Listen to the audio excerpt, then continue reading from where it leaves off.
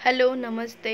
आज आमच्याकडे होली होती। होली निमित्ताने पुरणपोळी बनवलेली, तर त्याची मी तुम्हाला रेसिपी दाखवते।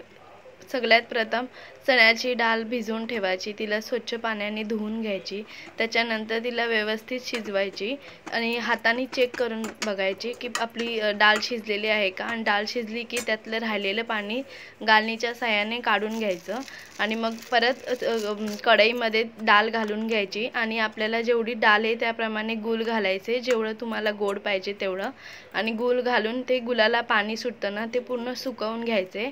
आणि इथे पीठ मलायला सुरुवात केलेली आहे। पिठामध्ये मीठ घातलेलं आहे आणि थोडीशी हळद पण घातलेली आहे।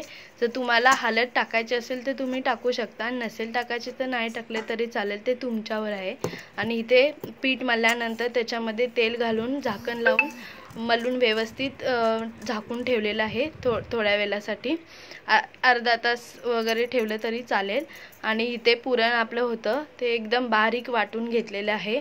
आणि इथे तुम्ही बघू शकता पुरण आपलं वाटून झाल्यानंतर पुरणाचं ते पीठ होतं ना ते मस्त असं फुगलेलं, असं एकदम छान झालेलं, त्याच्यामध्ये आपलं पुरण तयार केलेलं ते भरून घेतलेले आहे। आणि इथे बघू शकता आपली पुरणाची पोळी लाटायला आता सुरुवात करणार आहेत। आणि जेवढं आपण पातळ घेऊ पीठ तेवढी आपली पोळी एकदम व्यवस्थित आणि एकदम टम्म अशी फुगून जाते। आणि हलक्या साह्याने लाटायचे, जास्त जोर द्यायचं नाही आहे। इथे बघू शकता एकदम हलक्याप्रमाणे इथे लाटणी फिरवतात आणि अशी मस्त अशी पुरणपोळी तयार झालेली आहे। आणि गॅसवर तवा ठेवायचा आहे आणि तवाला जास्त गरम नाही करायचे, मीडियम वरच ठेवायचे, त्या कारण की आपली पोळी थोडीशी करपायला नाही पाहिजे म्हणून। इथे बघू शकता पोळी आपली तयार झालेली आहे आणि इथे घी लावलेलं आहे आम्ही, तुम्हाला जर तेल लावायचं असेल तर तुम्ही तेल पण लावू शकता।